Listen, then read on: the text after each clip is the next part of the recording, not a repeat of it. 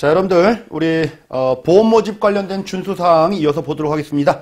자, 보험업법에서 정한 준수사항이라고 되어 있는데, 자, 우리 준수사항과 관련해서는 크게 여러분들 첫 번째 보험업법상 준수사항이 있어요. 법률에서 자, 우리 첫 번째 보니까 보험계약 체결 또는 모집에 관련된 금지행위라고 되어 있는데 쭉 한번 여러분들이 한번 읽어보세요. 뭐 이렇게 점들이 너무 많죠? 너무 많아요. 자, 그런데 이거 다 잘못한 일들을 지금 하고 있다라는 겁니다. 자, 그런데 여기서 여러분들 첫 번째 점 보니까 사실과 다르게 알리거나 뭐 알리지 않는 행위, 뭐 유리한 것만 알리고 객관적인 근거 없이 막 알리는 행위, 뭐 이런 거 안 된다라는 거고요. 나머지는 여러분들이 읽어보세요. 자, 2번 보겠습니다.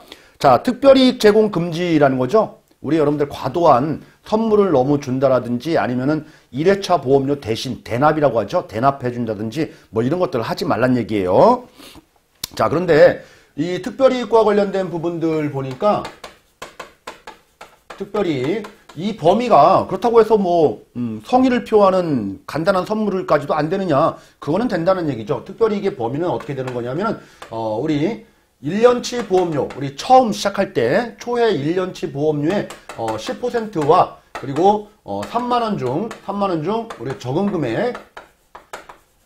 금액이 초과되면은 이거는 특별이익이다 라고 보는 거예요.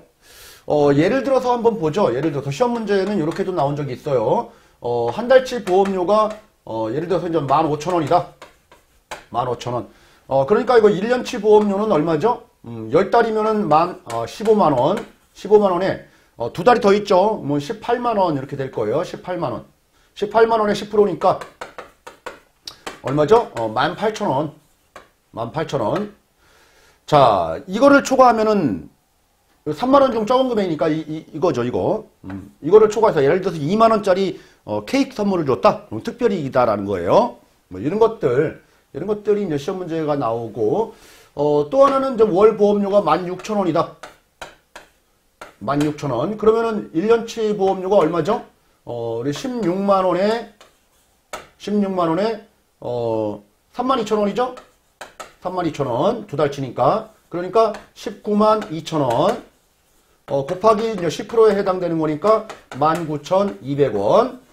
그죠? 19,200원과 3만원 중 적은 금액이니까 19,200원. 2만원짜리 선물하면 안 되겠죠? 네, 이런 것들, 법에 위반된다라는 겁니다. 특별이익 제공. 그래서 이거 케이스 묻는 문제, 사례식으로도 이제 시험 문제 출제될 수 있으니까 이런 부분들 좀 조심하시기 바라고요. 자, 특별이익 제공을 하게 되면은 여러분들 보험업법에서 제재가 3년 이하의 징역, 3천만 원 이하의 벌금, 예, 이렇게 좀 처해지는 아주 무거운 법률 제재에 좀 따르게 되는 거죠. 자, 3번 수수료 지급 금지 뭐 이런 것들 나와 있고요. 4번 모집 광고 관련된 뭐 준수사항 쭉 나와 있는데 여러분들이 뭐 시간 되실 때 한번 읽어보는 것들도 나쁘지 않습니다. 자, 5번 가겠습니다. 보험 안내자료 위반이라고 되어 있죠. 우리 안내자료. 이 안내자료와 관련된 부분들은 여러분들 반드시 보험회사의 승인번호, 관리번호가 부여된 안내자료만 사용해라.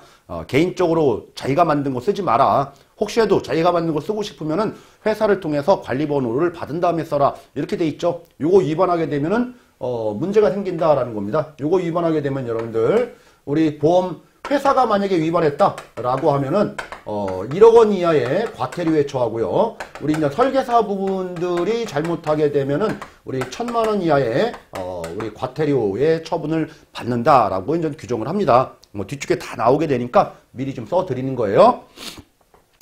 자, 다음 여러분들 4번에 주요 기재사항이라고 되어 있죠. 보험 안내자료의 주요 기재사항은 여러분들 이 상품 이름이라든지 아니면 회사 이름 여러가지 어떤 거는 보장됩니다. 어떤 거는 보장되지 않습니다. 혹시 문제가 생기면은 콜센터 전화번호로 전화하세요. 뭐 이런 내용들이 바로 이제 상품 보험 안내자료에 다 필수적으로 기재가 된다라는 거고요.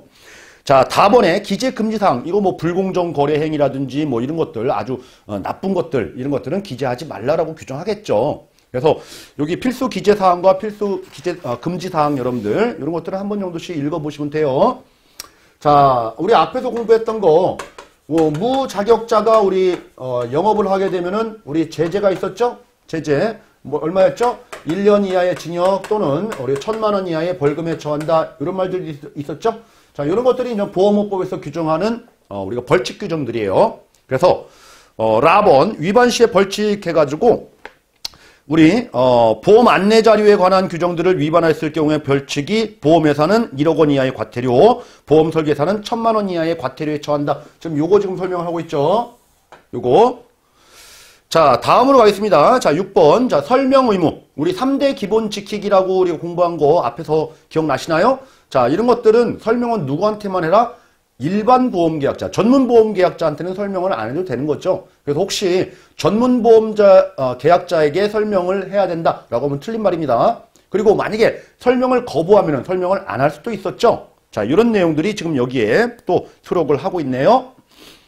자, 다음 보험회사의 보험계약 단계별 설명해야 할 사항 해가지고 표가 나오는데 우리 처음에 여러분들 보험계약 체결할 때 이런 부분들 설명해라 라고 해서 쭉 나와 있고요. 다음 보험금 청구 단계, 보험금을 타겠습니다라고 해서 서류 접수할 때는 우리 보험금 심사는 어느 정도 됩니다. 뭐 이런 것들 얘기를 해주겠죠.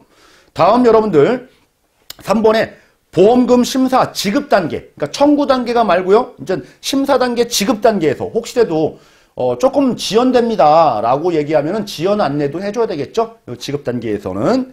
자, 그래서 시험 문제와 관련돼서 여러분들 쉽게 출제할 때는 보험계약 체결 단계에서 설명할 사항이 아닌 것은 이렇게 출제될 경우가 있어요. 그러면은 쭉 읽어보면은 굳이 이런 것까지 우리가 설명할 필요가 있는가라는 정도의 그런 아주 상식적인 정답이 등장을 하는데 조금 어렵게 출제할 때는 보험금 우리가 청구 단계에서 설명할 사항이 아닌 것은 그러면 청구 단계하고 동그라미 3번 지급 지연 단계하고 구분됐죠. 지금 보험금과 관련돼서는 그래서 요걸 두 개를 이제 구분할 필요가 있어요.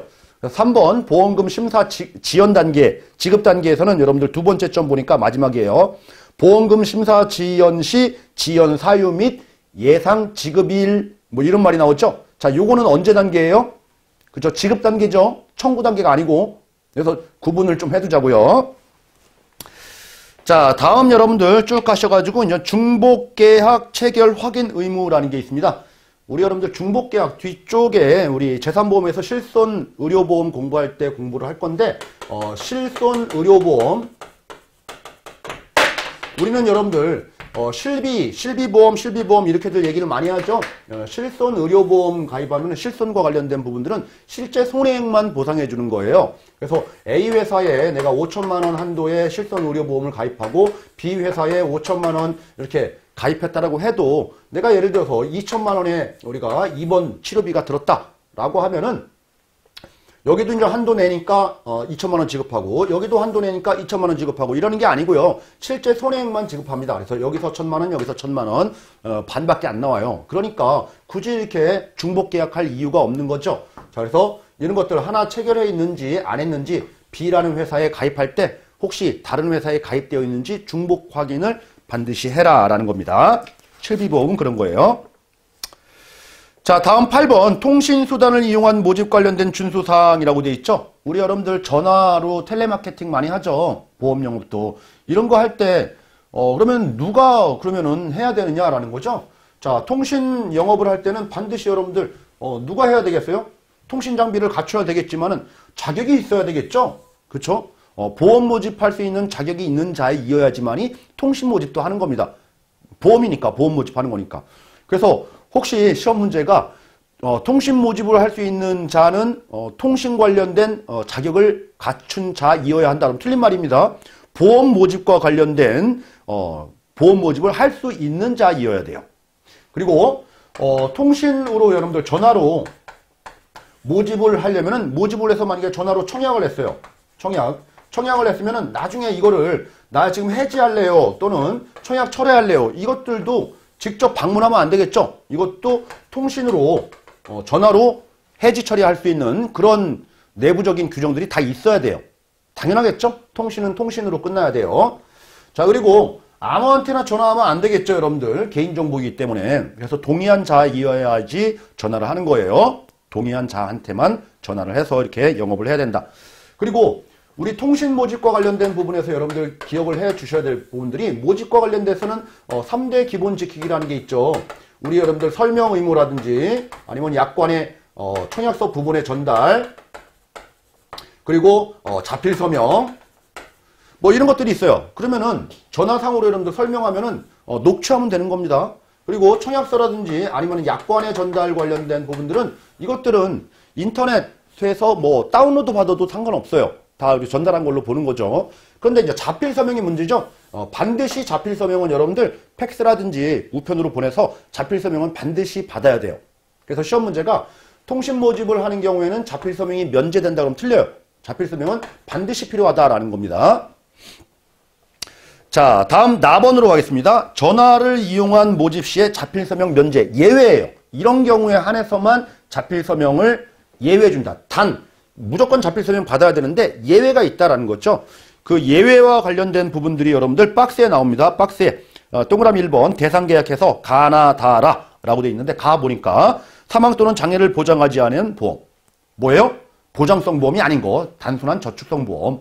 자, 나번 보니까 만약에 보장성 보험이라고 한다라고 하면은 계약자 피보험자 수익자가 똑같은 사람인겨. 또는 그 계약자 피보험자는 똑같지만 그 수익자가 법정 상속인 우리 일반적으로 자식들 이렇게 되는 경우에 한해서만 가족보험인 거죠. 가족이 알아서 하는 것들. 자, 이런 것들은 예외적으로 자필 서명이 면제된다라는 겁니다. 그리고 다번 같은 경우에는 우리 신용생명보험 또는 신용손해보험, 신용보험들. 자, 라번은 여러분들 뭐예요? 계약자 피보험자가 동일하고 우리 수익자를 비영리법인 기부하는 거죠. 어찌 보면은. 자, 이런 것들에 한해서만 자필 서명이 면제된다라고 보시면 되는 거죠. 근데 이런 것들도 시험 문제 과거에 나오긴 했지만은 중요한 것은 여러분들 통신 모집할 때 반드시 자필 서명이 면제된다라고 하면 틀리다. 반드시 받아야 된다. 단 이런 특수한 경우에 한해서만 자필 서명이 면제된다. 이렇게 보시면 된다는 얘기입니다. 그래서 통신 모집과 관련된 부분들은 자, 이 정도로 정리를 해두시면 되고요. 자, 우리 9번으로 가겠습니다. 자, 보험업법 위반 시의 제재에 관련돼서 자, 무자격자가 모집을 하게 되면은 1년 이하의 징역, 1,000만 원 이하의 벌금. 자, 특별이익과 관련된 부분들은 3년 이하의 징역 또는 3,000만 원 이하의 벌금. 그리고 다른 것들 다 잘못하게 되면은 설계사 같은 경우에는 1,000만 원 이하의 과태료. 보험회사가 잘못하면은 1억 이하의 과태료 제재 처분을 받는다. 이거를 다 보험업법에서 규정한다라는 얘기입니다. 그래서 이런 부분들은 좀 기억을 좀 해두셔야 돼요. 시험 문제 단골로 나오는 거예요. 자, 우리 참고로 우리가 앞에서 공부했던 이런 숫자와 관련된 부분들 정리했던 것 중에서 뭐가 있냐면은 보험 사기 방지 특별법이라는 게 있었죠. 특별법. 자, 보험 사기 방지 특별법상 보험 사기에 해당되면은 10년 이하의 징역 또는 5천만 원 이하의 벌금에 처한다. 자, 이거 공부한 거 기억나시나요? 숫자와 관련된 거. 자, 이게 만약에 그 보험 사기 이득액이 5억 원이 넘는다라고 하면은 3년 이상의 징역형에 처해진다. 그쵸? 50억이 넘는다라고 하면은 5년 이상의 징역형에 처해진다. 또는 무기징역까지도 가능하다. 뭐 이런 것들. 그쵸? 우리 가중처벌 규정까지도 공부했잖아요. 그래서 이렇게 숫자와 관련된 부분들을 정리를 해 두시면 되고요. 자, 나번 가겠습니다. 협정에서 정한 준수사항이라고 되어 있는데 협정. 자, 두 번째 우리 협정이라는 거예요. 협정. 뭐냐면은 서로 규정을 정한 거예요. 서로. 그냥 보험회사끼리 법은 법대로 있지만은 보험회사들끼리 모여가지고선 우리 공정한 영업을 하자라고 해서 상호 규약을 맺은 거죠. 그게 바로 이제 협정이라는 건데 두 번째 줄 보니까 생명보험 공정 경쟁 질서 유지에 관한 협정 이렇게 되어 있습니다. 그래서 각각 회사들이 협정을 맺은 다음에 어디에 금융위원회에 찾아가서 금융위에 찾아가가지고선 이 협정을 우리가 지키도록 구속력 좀 만들어주세요. 법은 아니지만은 그래서 금융위원회 위에 가서 인가를 받은 다음에 이게 적용되는 거예요. 자, 그러면 이 협정은 누구의 협정이냐? 보험회사의 협정이에요. 회사의 내부의 임직원이라든지 그리고 내부에 속한 설계사, 내부의 문제예요. 그래서 조심하셔야 될 게 외부 조직에 해당되는 우리 보험 대리점이라든지 중개사, 이런 사람들은 협정의 대상이 아니에요. 그죠? 협정은 우리 내부의 자치 규약이다. 이렇게 보시면 되는 거죠. 자, 다음에 이런 말이 나옵니다. 자, 협정은 보험회사 및 모집 종사자, 소속된 모집 종사자의 준수사항을 규정하고 있으며 협정 위반 행위로 인해서 피해를 본 보험회사는 위반 행위가 있는 날로부터 6개월 이내에 서면 또는 기타 방법으로 생명보험협회에 신고할 수 있다라고 되어 있죠. 자, 회사가 신고하는 거예요. 얘네들이 신고하는 게 아니에요. 내부 규정이니까. 회사가 어디에 신고하냐면 6개월 이내에 어디에요? 생명보험협회. 손해보험 쪽도 이거 손해보험 협정도 따로 있습니다. 자, 이렇게 6개월 이런 것들도 기억을 해주시기 바라고요. 그러면 내부적으로 여러분들 어떤 것들을 지금 가지고 있는지 좀 그 다음에 계속 나오죠. 자, 생명보험협회는 신고가 접수되면은 우리 이제 확인을 하겠죠. 그리고 생명보험협회 내에 설치한 공정경쟁질서유지위원회의 심의 의결을 거쳐 제재금을 부과한다 이런 말이 나옵니다. 자, 이 협회 내에 그 공정경쟁 협정위원회가 있다는 얘기죠. 위원회가 너네 진짜 잘못됐네 라고 해서 확인이 되면은 제재금을 부과한다 이런 말이 나와요. 제재금. 자, 여기에서 여러분들 명칭이 제재금이라는 말을 썼습니다. 제재금. 지금 여기에서는 여러분들 3천만 원 이하의 벌금, 1억 원, 1천만 원 이하의 과태료, 1천만 원 이하의 벌금, 5천만 원 이하의 벌금. 자, 이거는 법률상에 위반했을 경우에 우리가 처분 내려주는 금전형 벌금 형태예요. 그런데 제재금이라는 표현을 썼다는 얘기는 뭐예요? 서로 간에 자치규약에서만 쓰는 용어입니다, 이게. 그래서 시험 문제가 이렇게도 나온 적이 있어요. 협정 위반했을 경우에는 생명보험협회의 공정경쟁질서유지위원회의 심의 의결을 거친 후에 과태료 처분을 할 수 있다 그런 말로 나온 적이 있어요. 과태료는 이쪽 얘기죠. 법률행위예요. 그래서 이거 구분하시자라는 거예요. 구분하시자. 자, 처음에 그러면은 협정 내에서 우리 이제 무자격자 등 이런 사람들이 모집을 하게 되면은 100만 원 이하의 제재금에 처해집니다. 여기는 우리 보험업법은 업법대로 1년 이하의 징역, 1천만 원 이하의 벌금 처해주고 내부적으로 자체적으로 100만 원 이하의 제재금을 부과를 하겠다라는 거고요. 자, 두 번째, 우리가 특별이익 관련돼서 특별이익을 주게 되면은 여기 뭐예요? 3년 이하의 징역 또는 3천만 원 이하의 벌금이죠. 업법은. 근데 협정 내에서는 3천만 원까지 제재금을 부과하겠다. 뭐 이렇게 나오는 거고요. 자, 세 번째, 우리 여러분들 경유계약이라는 게 있어요. 경유계약. 이건 뭐냐면은 A라는 보험 설계사가 모집했는데 B 설계사가 모집한 것처럼 이렇게 옮겨서 우리가 접수하는 거. 이걸 가지고 두 명이 짜고 치고 공모하는 거죠. 쉽게 말하면은. 자, 이런 경우에는 두 명이 껴있기 때문에 200만 원 우리 제재금이 부과됩니다. 그 이외에 여러분들 여러 가지가 나오는데 다 기본적으로 다 100만 원이에요. 자, 그러면은 시험 문제와 관련해서는 이 협정과 관련된 여러분들 제재금 규정 기본적으로는 다 100만 원이다. 자, 특별이익 3천만 원, 경유계약 2천만 원. 자, 요거 두 개 좀 구분해서 여러분들 하고 나머지는 다 100만 원 규정을 적용한다. 이렇게 보시면 되겠죠. 자, 우리 3번에 양관어 3번에 작성계약이라는 게 있어요. 내가 직접 쓰는 거예요. 고객이 쓰는 게 아니고 내가 쓰는 거죠. 보험 모집하다 보면은 영업하기 힘들어가지고 우리 뭐 집사람 이름 거, 우리 자식 이름 걸로 내가 계약을 집어넣는 거, 이거 작성계약입니다. 100만 원입니다. 자, 경유계약. 둘이 짜고 치니까 200만 원. 자, 5번 넘어가고요. 자, 6번 여러분들 승환계약이라는 게 있어요. 승환계약. 우리 앞서서도 공부를 한 적이 있었죠. 승환계약. 자, 승환계약이라는 것은 뭐예요? A라는 보험사에서 B라는 보험사로 옮겨 타면서 A사 고객을 요거를 해지 처리하고 이 B 보험사에 신규 계약을 체결해서 이렇게 옮겨 타게 하는 거. 이걸 가지고 이제 경유계약이라고 하는 거죠. 자, 경유계약과 관련된 부분들도 여러분들 100만 원. 자, 그런데 이 경유계약의 정의가 나옵니다. 첫 번째 줄에. 자, 승환계약의 정의. 자, 보험설계사의 전 소속회사 등록 말소 전후 3개월간 내가 전 A라는 보험사에서 지금 종사를 하는데 이제 앞으로 나 그만둘 거니까 해지하세요. 전 3 그리고 후 3 그죠? 나 그만뒀으니까 해지하세요. 뭐 이렇게 하는 거죠. 요 사이에 내가 등록 말소되는 시점에 전후 3개월 이내에 이 계약을 해지 처리하고 자 B라는 보험사에 새로운 계약을 신계약을 체결하는 거 이게 바로 그죠? 6개월 내에 현 소속 회사에 새로운 계약이 체결된 거 자 이게 바로 승환계약이다라는 거예요. 승환계약. 자, 승환계약과 관련된 부분들은 여러분들 여기 5번째 줄에 그런 말이 나옵니다. 다만 승환계약이라도 보험설계사 본인, 배우자, 직계존비속의 계약은 사회통념상을 감안하여 제재 대상에서 제외한다. 즉 뭐예요? 우리 가족계약. 그죠? 고객계약이 아니고 내 계약, 내 집사람 계약, 그리고 우리 애 계약, 우리 부모님 계약 이것들은 승환계약이 아니다. 당연하겠죠. 내가 여기 싫어가지고 이쪽으로 옮겼는데 이쪽으로 옮겨야 되겠죠. 우리 집 사람들 거는. 자, 그런데 여기서 조심하셔야 될 게 여러분들 형제 자매예요. 형제들 계약을 옮겼다라고 하면 이건 승환계약이에요. 형제들은 가족으로 안 봅니다. 자, 우리 기타 100만 원 이하의 제재금에 처한다.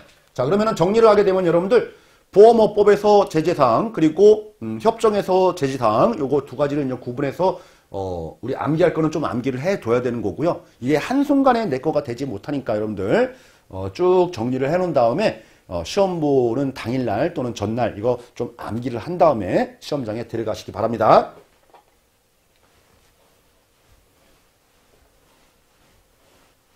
자, 다음 여러분들 3번에 우수인증 설계사라는 게 있어요. 우수인증 설계사와 관련된 부분들 생명보험협회에서 우리가 자격을 부여하는 건데 우수인증 설계사 CIC 제도다 이렇게 얘기를 합니다. 자, CIC 우수인증 설계사가 되기 위해서는 여러분들 일정한 근속 요건도 필요하고요. 뭐 내가 보험 일을 시작한 지 뭐 1년도 안 됐는데 실적도 좋고 잘한다라고 해서 우수인증 설계사가 되지 못하고 최소한 3년 이상 동일한 회사에 계속적으로 우리가 일을 한 누구를 대상으로 하는 거냐면 설계사 또는 우리 개인 대리점만을 대상으로 하는 거예요. 그러니까 쉽게 말해서 법인 대리점은 안 되고요. 사람만 된다라고 보시면 되는 거죠. 3년 이상 동일해야 돼요. 막 옮겨 타면 안 돼요. 자, 그리고 보험계약을 체해서 우수하다는 얘기는 여러분들 보험 가입자가 잘 가입을 했고 중간에 해지를 안 한다는 얘기죠. 그래서 계약 유지율 조건도 봐요. 계약 유지율이 어떻게 되느냐? 그래서 13차 유지율이 90% 이상이어야 되고요. 25회차 유지율이 80% 이상이어야 된다라는 거예요. 자, 13차라는 얘기는 여러분들 1년이 지났다는 얘기죠. 우리 처음 시작할 때부터 보험료 내니까 12개월이 딱 지나면은 13차가 되는 거예요. 90% 이상. 2년이 지나면은 80% 이상. 이 유지율도 있어야 되고요. 그리고 또 하나는 여러분들 아무리 그래도 계약 하나 가지고 그대로 끌고 갈 수도 있는 거니까. 그죠? 모집 실적이 있어야 되죠? 월 80만 원 이상에 이렇게 영업 실적도 좋으신 설계사분들. 자, 이것만 있으면 되는 게 아니고 과거에 여러분들 잘못된 위반 사실, 법규 위반 사실 이런 것들이 하나도 없는 이런 설계사가 바로 우수인증 설계사의 요건이다라는 겁니다. 네, 시험 문제가 우수인증 설계사는 우리 판매만 잘하면은 우수인증 설계사가 된다. 다른 건 필요 없다. 그럼 다 틀려요. 이 요건들을 다 보겠다라는 거예요. 다 보겠다. 자, 우수인증 설계사는 여러분들 그 기간이 1년이에요. 1년간 인정합니다. 1년. 그리고 1년 후에 다시 이 요건이 충족되면은 또 신청하게 되면 또 자동적으로 되는 거고. 자, 1년인데 언제부터 언제냐라는 거죠. 6월 1일부터 다음 연도 5월 30일까지예요. 5월 30일까지. 그러니까 매년 5월 달에 접수를 받아가지고 5월 심사를 거친 다음에 너는 우수인증 설계사야 라고 해서 6월 달부터 이제 우수인증 설계사가 되는 거죠. 그리고 그 다음 연도 5월 말까지. 그래서 시험 문제가 여러분들 1월 1일부터 12월 31일까지다 라고 하면은 틀린 말이다. 자, 이렇게 우수인증 설계사 제도까지도 이제 알아봤습니다. 여러분들. 우수인증 설계사. 이것도 이제 시험 문제 자주 등장을 하는 거니까 기억을 해 두시면 되겠네요. 자, 여기까지 우리가 제4장 파트 여러분들 보험 모집 준수 사항과 관련된 부분들, 보험업법 그리고 협정 관련된 내용들 암기 사항은 좀 있지만은 너무 어렵게 생각하지 마시고요. 그리고 시험 문제가 이렇게 많이 출제되는 것은 아니에요. 많이 출제되는 것은 아니니까 기본적으로 메모 잘 해두셨다가 시험 보러 가기 전에 한번 체크 정도 하고 들어가시기 바랍니다. 자, 잠시 쉬었다가 제5장 보험 소비자 보호 제도는 다음 시간에 알아보도록 하겠습니다.